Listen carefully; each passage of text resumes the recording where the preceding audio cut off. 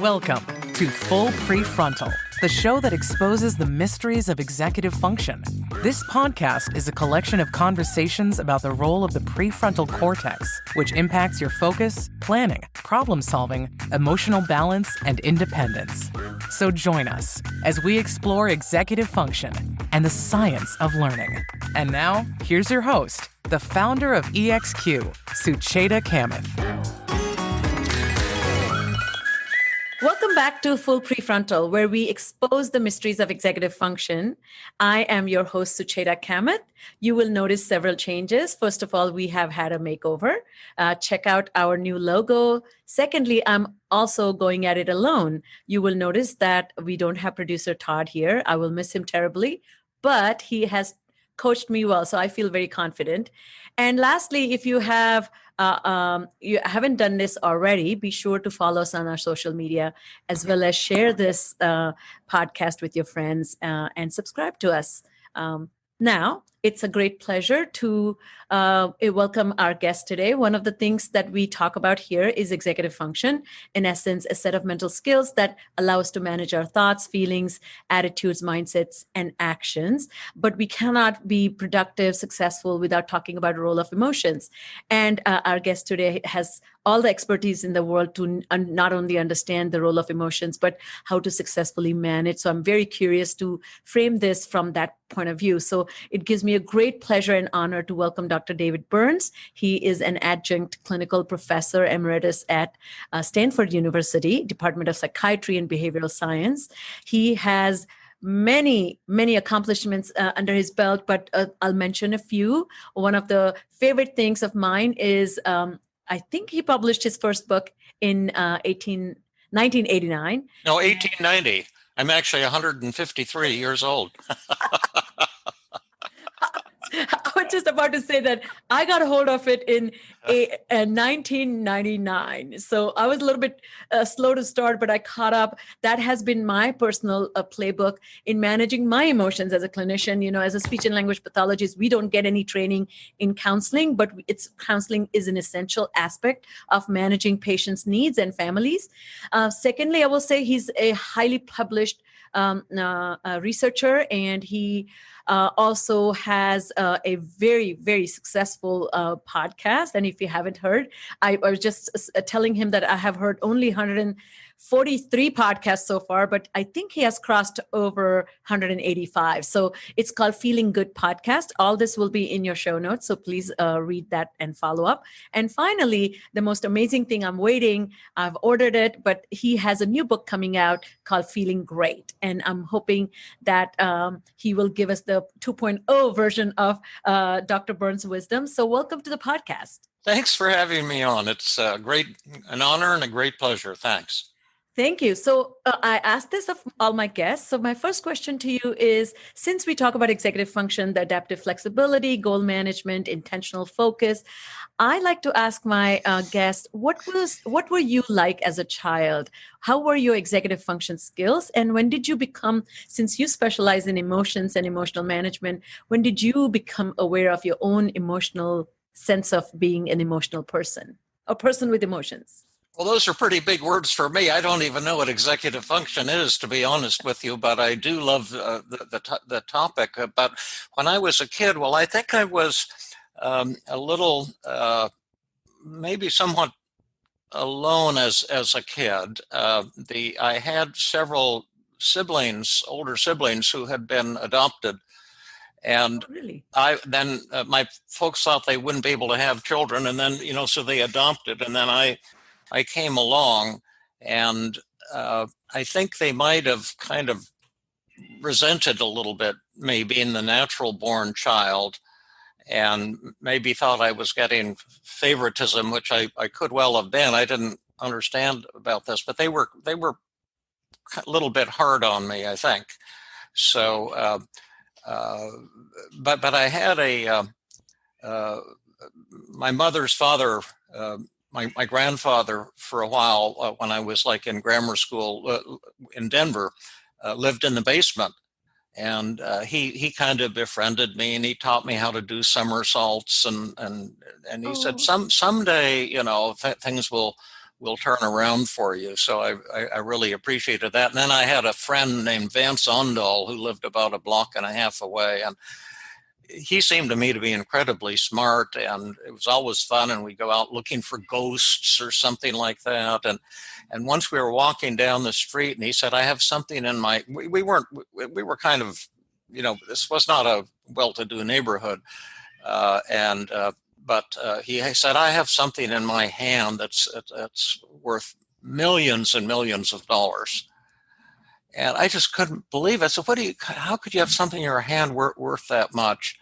And then he opened up his hand and said, see, these are seeds like for apple trees and things like that. And you can plant these, and, you can just grow food for generations. And he was very creative. He eventually ended up as a science fiction author. Wow. But I did a lot of things, I think, kind of maybe on my own, but I have certain happy memories of childhood, and a vacant lot next door, and there was a vacant lot across the street, and we called it Spencer's Forest because it was all overgrown, and you could kind of tunnel through. It was just the size of a lot, but yeah. But I think I was, loved academic things, but my interpersonal skills probably weren't quite as developed. One of my memories was, that's probably not what you want to talk about on the podcast, but I remember in fourth grade, I think my mother said, are you going to go to a Halloween party? And I said, I haven't been invited to any. And then she said, well, why don't you have one? And I said, yeah, maybe I can invite the kids who weren't invited to other parties, and then we'll have a Halloween party. So I stood up in class and said, if you haven't been invited to a Halloween party, you can come to my Halloween party. And then almost every kid in the class showed up, and we had the greatest Halloween party. But those are some miscellaneous ramblings from childhood. Well, what's so striking about it, and this is something, and I was going to ask you this question, but one thing that stands out for me is your incredible capacity to love people. Your compassion is just exudes through your words, your stance. I mean, I don't even see you in the podcast, but I can feel that if I was with you, you would just accept me the way I am. And I think sounds like a lot of seeds. We can hear this in your stories that you were showing those signs of deep compassion for people. So that brings me to this question about emotions, and maybe you can also frame it from your interest in this subject. But, I have this a little bit complex set of questions, like 3 questions. But what is the role of emotions in living a full human experience? And is it right for us to think that to group emotions into positive and negative emotions? And can there be healthy negative emotions and unhealthy negative emotions? Or how should we think about all this? Yeah, well, one way that I think about it is that every negative emotion has a healthy and an unhealthy version. Oh, I see. So that I know in chapter 3 of my first book, Feeling Good, I talked about sadness is not depression, I think was the title of that chapter. You have it there? Oh, yeah, there you've got it in your hand. Thanks. And I talked in that chapter about when an elderly man died, and when I was a medical student, and how his family had gathered around him and asked if he was dying. And I was not a good medical student at all, but I remember telling them that he's not going to be with you much longer, and this is your chance to say goodbye. And the tears started rolling down my cheeks because he reminded me actually of my grandfather a little bit. And then they all started, crying. And I went down to the place where the residents met. I was just a medical student, where they do their chart notes, and cried a little bit there. But those kinds of tears are a beautiful thing, and I think that was very helpful to that family, to be encouraged to be emotional because they started crying and stroking his head. He was slipping into a coma, but he could still hear them, and they got a chance to say goodbye.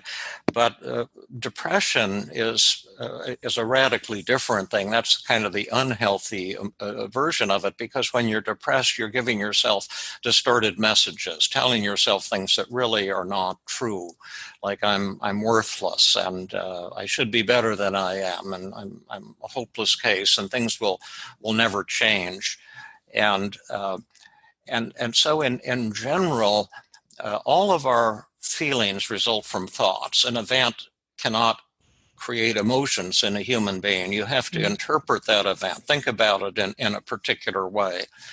And so all feelings are caused by thoughts, but healthy negative feelings are caused by valid thoughts. Like I loved him, and he was a beautiful man, and I will miss him, and he'll be gone, and that grief is a beautiful connection with life. But unhealthy negative emotions result from thoughts that are distorted. Depression and anxiety are the world's oldest cons, and those feelings get you out of touch with life, and you stop functioning effectively, and you feel miserable, and they rob you of joy. Similarly, with every emotion, there's a healthy and unhealthy version. Healthy fear, it keeps us alive, and we want some fear to keep us alert, to avoid the pandemic, and be careful. Putting ourselves at risk. Yeah, that's right. But unhealthy anxiety disorders like obsessive compulsive disorder, panic attacks, generalized, chronic worrying, phobias are caused by thoughts that are not valid. They're distorted and illogical, and we can talk about some of those 10 distortions. But that's true. I would love to. Yeah, that's true of every emotion. Healthy anger is radically different from unhealthy anger. Healthy remorse is radically different from neurotic guilt, and so that's very helpful. And then we probably don't have time to go into this, but positive emotions have a healthy and an unhealthy side too. You see, that I never thought about. Yes. Yeah. Well, see, interesting positive emotions cause violence and hatred and war and murder. The distortions, like, oh, we're better than they are. Like righteousness? Yeah. Like we're morally superior, and those people they probably smell a lot, and they don't look very intelligent, and our religion is better than theirs. And so one unhealthy positive emotion is that kind of moral superiority that leads to racial hatred and religious hatred. And then also happiness is not the same as mania. Mania is a severe illness, a psychotic thing from bipolar manic depressive illness, but pure joy, enlightenment, a sense of ecstasy, that's a healthy thing. So that's the quick overview on my view and interpretation, at least, of healthy versus unhealthy feelings. Thank you. So I had a question as you were speaking, that if all emotions are thoughts, I guess the foundation of the CBT, cognitive behavior therapy, or any intervention we offer is rooted in this idea that you can guide and direct your thoughts. Is that a good way to think about it? No, not really. No? Guiding and directing negative thoughts is not one of. I've developed or learned more than 200 techniques to help people who are depressed and anxious, and using the old cognitive therapy and the new team therapy I've developed in the last 10, 15 years at Stanford, we can now see really rapid changes in people, sometimes recovery in just a single 2-hour therapy session to complete a course of therapy now. But the techniques are much more sophisticated than guiding and directing your thoughts. That would not be helpful to someone who's having a panic attack, or someone who's suicidal, or something like that. But I can give you some great examples so you can see how the new techniques as well as the older techniques work to because the very moment you stop believing a negative thought, in that instant your feelings will change. I see. Yeah, yes. But you need pretty powerful techniques to help someone most of the time change these distorted negative thoughts, because they've often been thinking that way for years, thinking I'm no good, I'm a loser, I'm a failure, I'm not a real man, as a fellow was telling me recently, and I'm a weirdo, and people just beat up on themselves terribly, and you need really powerful, pretty amazing techniques to help somebody let go of that mindset. One of the problems is when you give yourself these negative messages, say I'm a loser, I'm a failure, I'm hopeless, you feel worthless, you feel hopeless. And then you say, well, gosh, I feel so hopeless, I must be hopeless. Depression and anxiety, those are, it's a total body experience. And you're just absolutely certain that these distorted thoughts are valid when they're not. So, one of the striking things that when I attended your training that you mentioned. Which one did you do? Which one did you attend? I did 3 weeks ago. I did the cognitive distortions work. Yes. Oh, isn't she amazing? Jill Levitt? With you, yes. Yeah. Yes, with Jill. She was amazing. Yeah. Of course, it was a Sunday workshop, and it was a full day workshop, and I misunderstood the 4:30 p.m. ending to be Eastern Standard Time. It was actually Pacific Standard Time. So my family got a little worried. They're like, you have not stepped out of your room. What's going on Sunday? Yeah, right. Because I told them I'll be done, but then it went beyond that 4:30. I'm so glad you heard that. And if any listeners are interested, on my website, feelinggood.com, there's a resources page with workshops. There's not a lot of them these days, but if you look there from time to time, Jill and I are going to do one on depression in October, and from time to time I do virtual things. But we taught last night at Stanford. Jill and I did. We had you did. We had 40 mental health professionals there.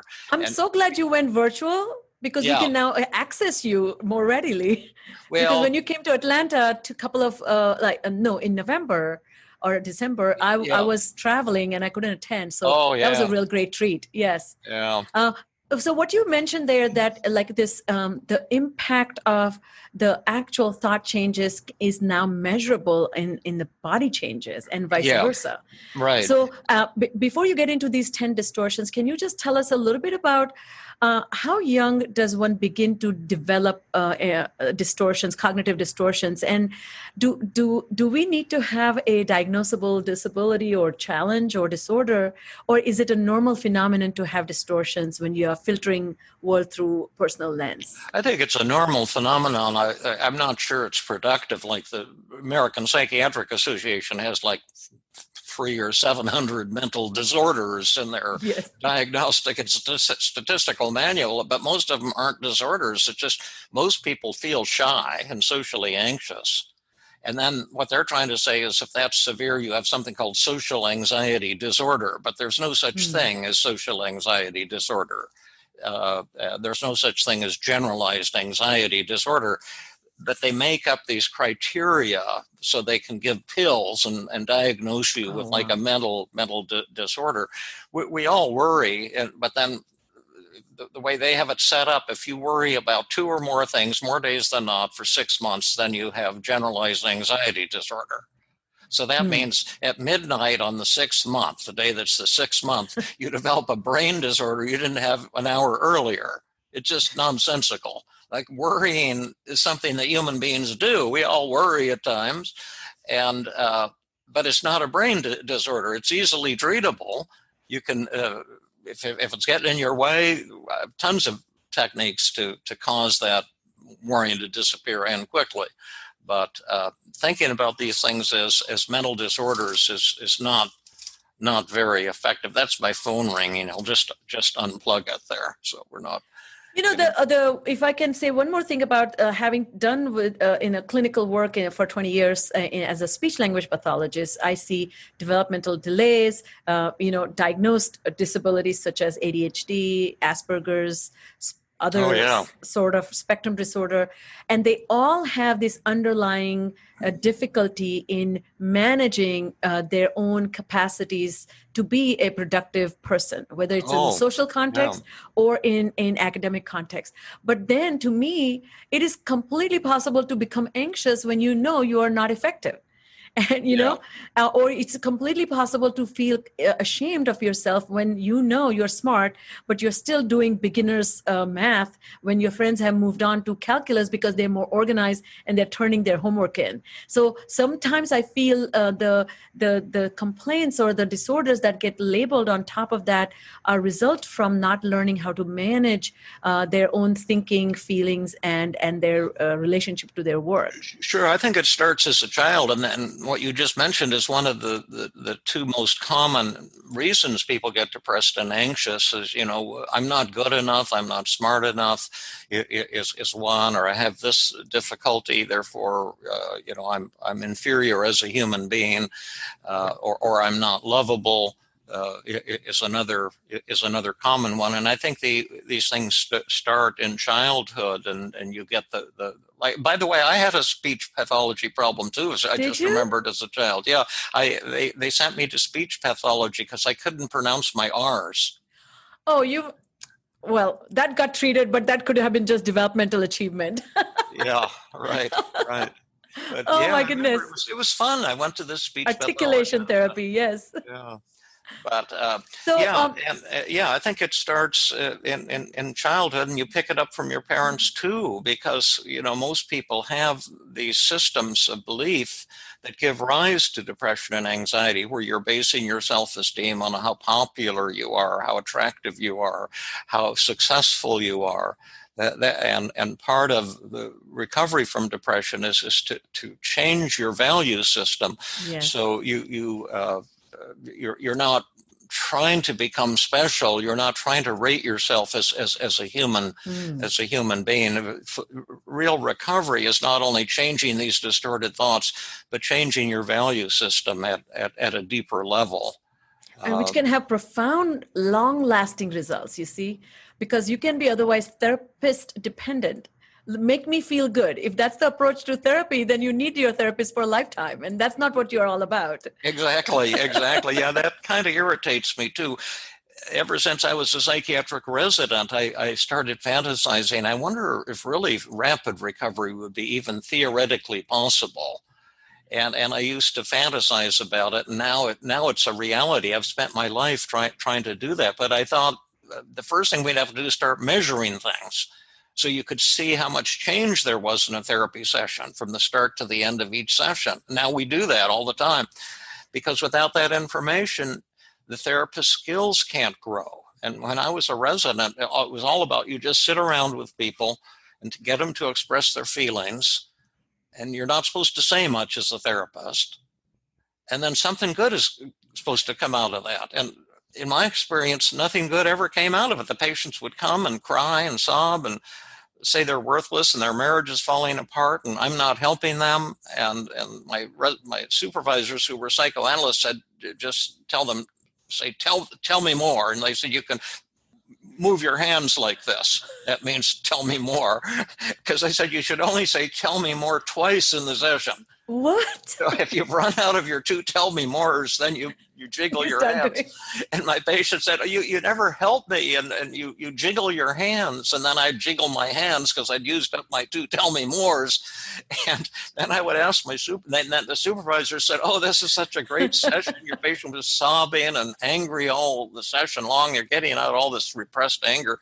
And then I would say, but when do they recover? Will this help them? And they would never answer that question. Oh, and I never saw any of my patients recover. It just was this endless venting and talking. And I said, there's got to be a better way.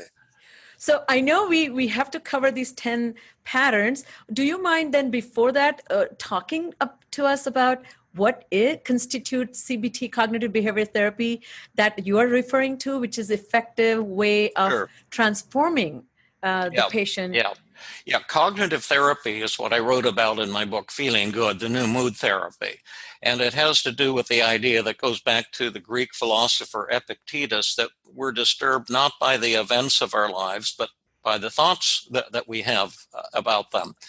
And the second idea is that the thoughts, when you're depressed and anxious, are distorted. Depression and anxiety are cons. You're conning yourself, but you don't realize it. And the third idea is the moment you stop believing those negative thoughts, in that very instant, your emotions will change and you'll recover. And when I wrote that book, there was only probably 10 or 15 cognitive therapists in the world. It had been developed by Albert Ellis in New York and Aaron Beck at Penn. And most people thought we were quacks, and because they were so committed, and many still are, to this endless talking kind of therapy. But that book started out slow, but it's sold now over 5 million copies. It's still number one on the Amazon bestseller list. In fact, it has 3 of the top 5 positions on in the depression category. And one of the reasons it sold so much is because research studies on the book itself showed that 50 to 65% of people who are depressed, if you just give them a copy of that book, they'll be recovered in 4 weeks without treatment. And that's why it has caught on. And now cognitive therapy has become the most popular form of therapy in the world, and the most researched form of therapy ever developed. But the new thing I've done at Stanford, I still use all those powerful cognitive therapy techniques, but now we have new techniques to melt away resistance to change. And that's as powerful as the cognitive therapy techniques were. And so the new package has cognitive therapy plus these new resistance busting or resistance melting techniques, and that's why we can get so much faster recovery now. So tell our listeners a little bit about the resistance, what you're referring to, because it's interesting, and this has always been the case, at least in my work, that people bring their children, or adults come, or college kids come to me, and then they want change, but they don't want to do the work. And so, for example, I'm disorganized, I procrastinate, and then these are the steps you need to take. And then I always find that they are like, I don't have a buy-in into this, or I don't like it. So this technique, that the TEAM technique, if you can tell us a little bit about that psychological underpinning of resistance, and then why you conceptualized this added portion, or leveling up that cognitive therapy, that'll be great. Yeah, well, there's 8 forms of resistance. 2 forms for depression, 2 forms for anxiety, 2 forms for relationship problems, and 2 forms for habit and addictions. And for depression, there's something, and it's called outcome resistance and process resistance. Outcome resistance means you say you want a good outcome, you want to get over your depression, but there's a part of you that clings to the depression and fights against change. The same is true in anxiety. You want to get over your anxiety, but a part of you fights against letting go of the anxiety. That's called outcome resistance. Process resistance means you might want to get over your depression or anxiety, but you don't want to do the work. Like, to make it real obvious with anxiety, outcome resistance, let's say someone's having panic attacks or performance anxiety, or whatever.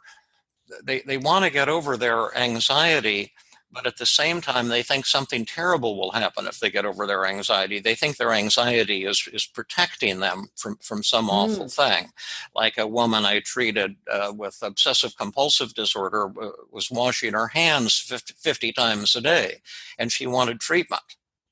Okay, fine. But suppose we press this magic button and you'll be cured, so you'll stop washing your hands 50 times a day. You'll wash them maybe twice, or some average normal minimal number of hand washings.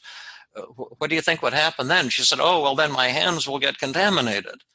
Okay, and let's assume your hands get contaminated. What then? And she says, well, then I'll touch my children. Okay, and then what are you afraid of? Well, then they'll get contaminated. And then what's going to happen? Then they'll get leukemia and die. I say, okay, so you want to press this magic button and then have your children get leukemia and die. Is that what you're telling me?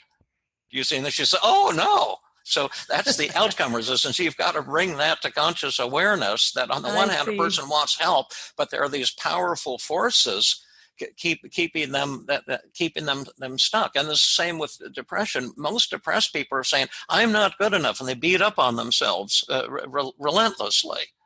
Do you see? And so, okay, well, if you press this magic button, you'll be cured in today's session and you'll go out in a state of euphoria. Do you want that? And they say, oh yeah, I'll press that magic button.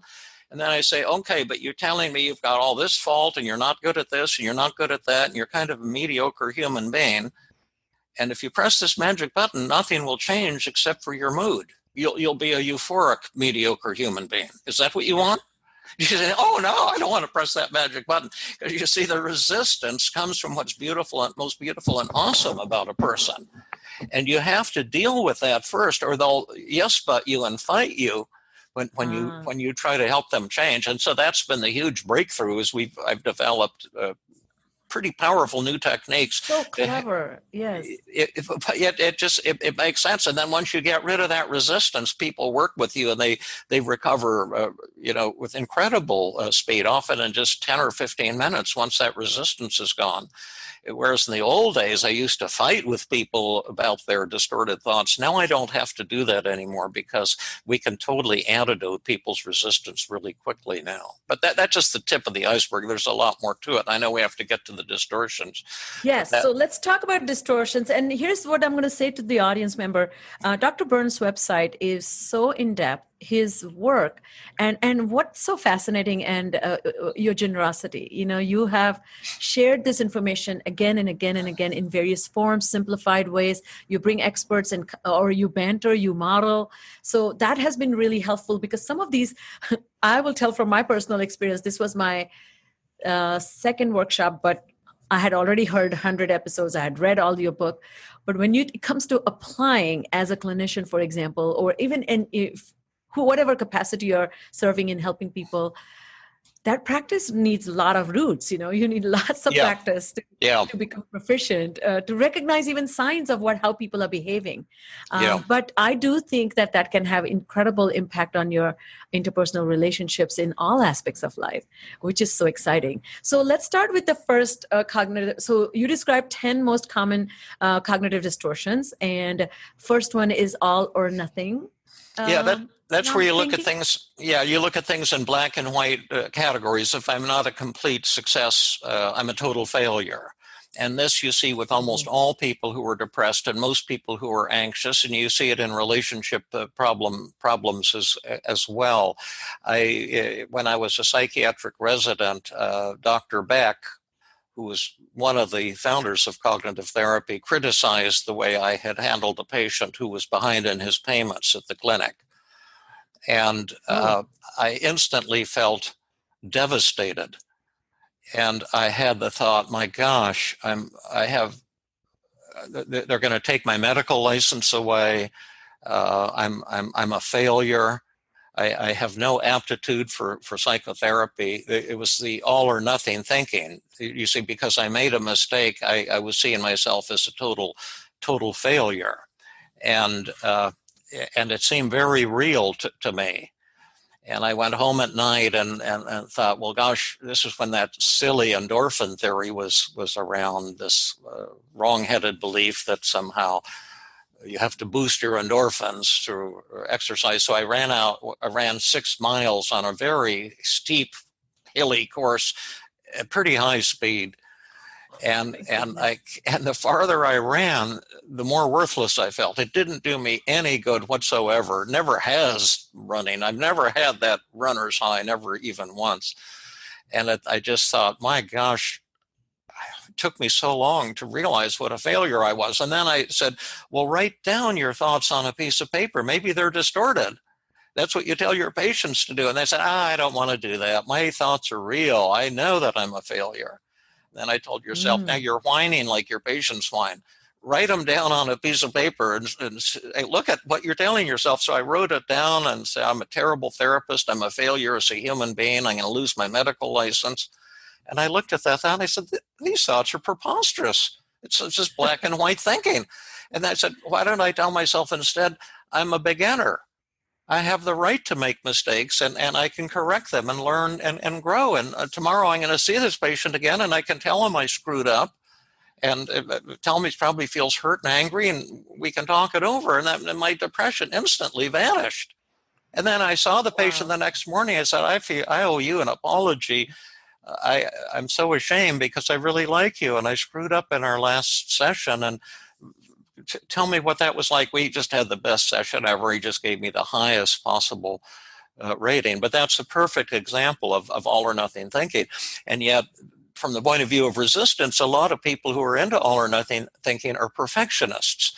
And they won't want to give it up because they think with some truth that their perfectionism drives them to achieve more. So that's why with the new approach I've developed, we work also with motivation and distortion simultaneously. Wow. So sounds to me it's like a self-flogging to propel yourself into motion, which is completely defeating. Yeah. Because it won't take you for a long distance, right? Yeah. But you do get some short-term gains out of it. You know, I used to tell myself, I have to be able to help every single patient. Other therapists shouldn't try because they're not that good. But I have to try because I should be that good.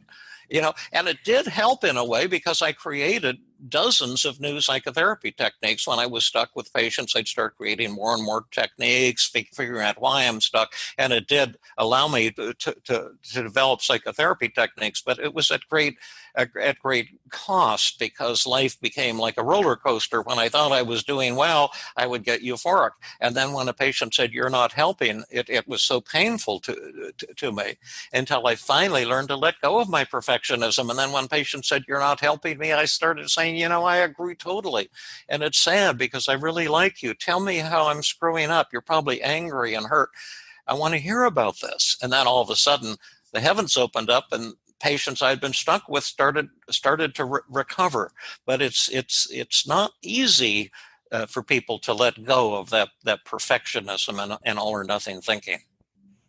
And you know, with respect to executive function, there are three pillars that support the framework of executive function. One is inhibition or impulse control. Second is working memory, and third is mental flexibility, affective and cognitive flexibility. So that being able to take a perspective of the other, as well as be able to think from many points of views, to have a way of thinking creatively, or even just getting out of that black and white thinking.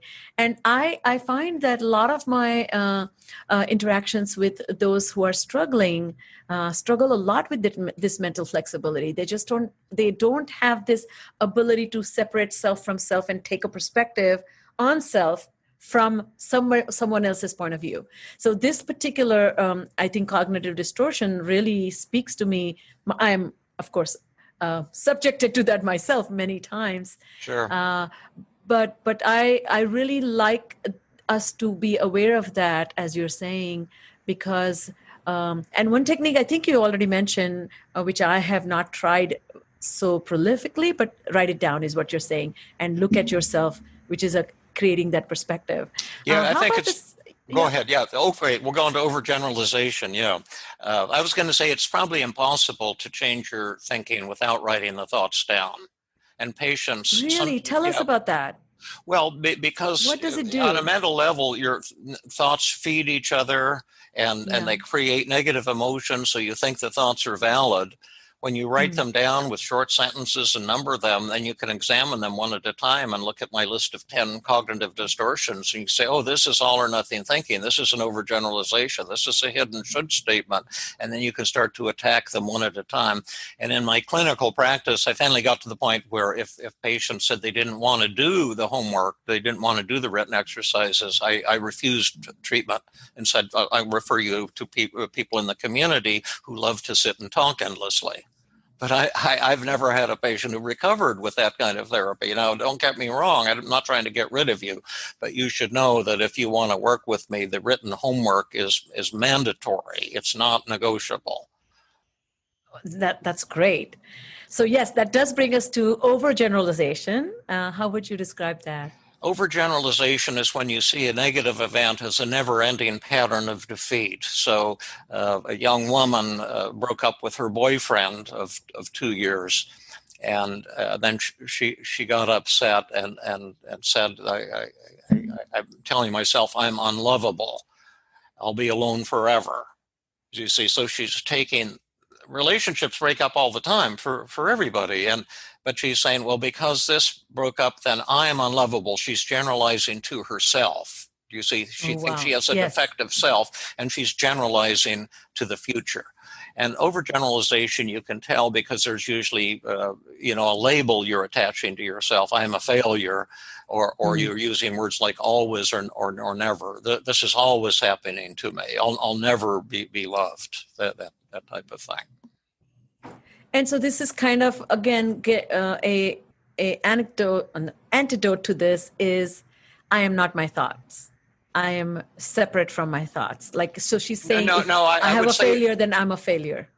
Well, yeah, that's what she's doing. But there are no simple antidotes. I have, over 100 techniques I've developed. You have to work with the motivation. It's not a formula where here's a formula for that. We're treating human beings. But yes, on some level, you see, there is no such thing as a self. Humans don't have a self. That's just a kind of a mythical construct.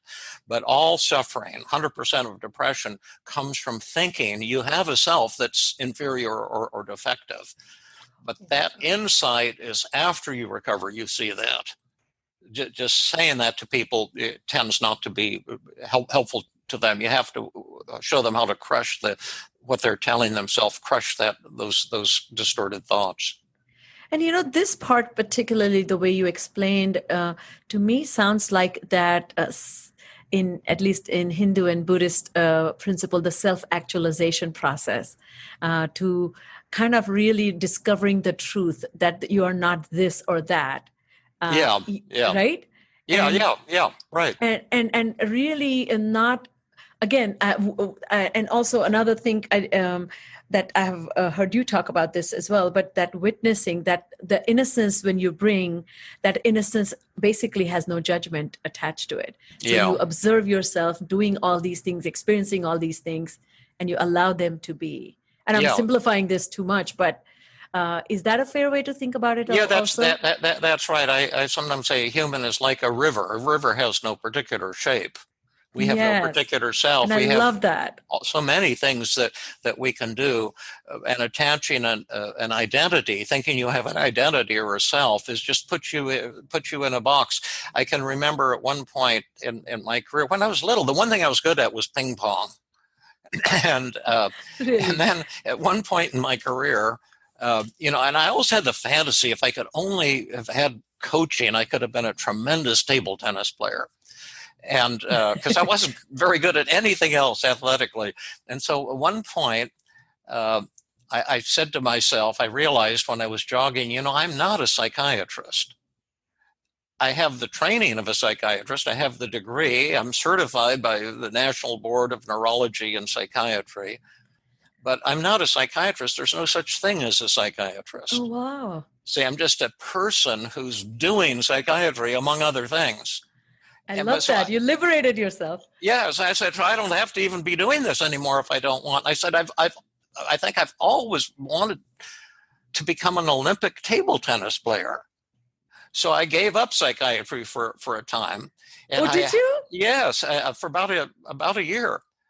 And you actually tried table tennis? Yes, I hired a coach. He was the Caribbean champion. His name was Ernie. He called himself the Black Pearl of the Caribbean. He was a top world table tennis player. And I hired him. He had moved to Philadelphia. He was very poor. So he gave me a good deal. And I hired him for 20 hours a week of table tennis training. And we set up an Olympic table in my garage. We had a TV going. We had a ball machine. And it would be 4 intense hours a day of just pounding the ball and shouting when you hit it and learning all these things. And it was just so much. It was really, really fun.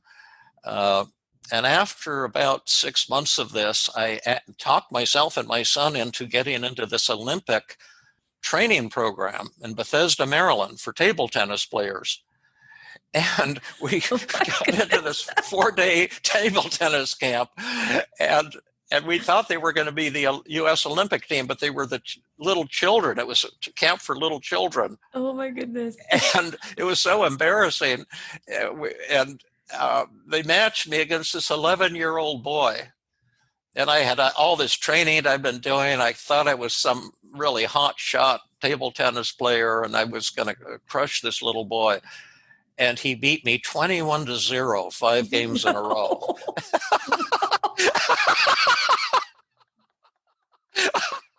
That is hilarious. No, you did not do that. It turned out he was one of the highest ranked players in the United States when he was only 11. He just killed it every time he hit the ball. So I decided, I think I better go back to psychiatry and something I'm a little better at. But it was a fun adventure, you know, and not realizing I didn't have a self or an identity gave me freedom, really, to do something fun. Oh my goodness. What a great adventurous way to experiment with life-giving choices and creating some. Yeah.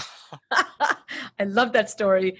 Well, that I think we are coming to the end, so I want to do 2 more distortions if possible. Sure. Okay. And then Do the quick version. Yes, please. Or maybe you can do a quick version of all of them. Let's see. Yeah, we can do that. Just a quick version of all. Let's do that. Run through them. The next one is mental filter. That's when you're depressed. You just focus on all the negatives about yourself, and then you think you're a total loser. You filter out anything that's positive, and that goes on automatically with depression. It goes on with anxiety and with anger too. When you're angry, you filter out anything good about the person that you're annoyed with.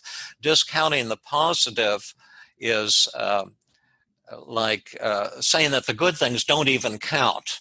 Oh, wow. Yes. You know, someone compliments you and you say, oh, they're just saying that to be nice. They didn't really mean it.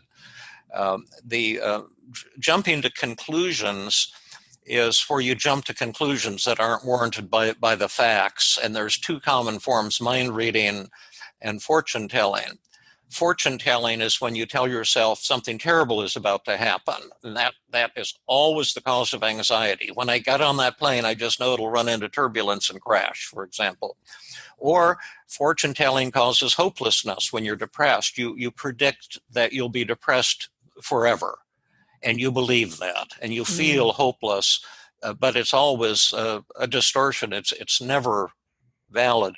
And then mind reading is when you think you know how others are feeling about you, and you may think that they're being very critical of you or judgmental when they're not. Social anxiety results from mind reading. You get into a party and you say, I'm the only one who feels anxious. People wouldn't be interested in what I have to say. You know, things of that nature. Then so that's number 4. So. That's 5. We've done the 5. Yes, jumping to conclusion. Yes. Sorry. Yeah. Right. And then number 6 would be magnification and minimization, where you blow things out of proportion.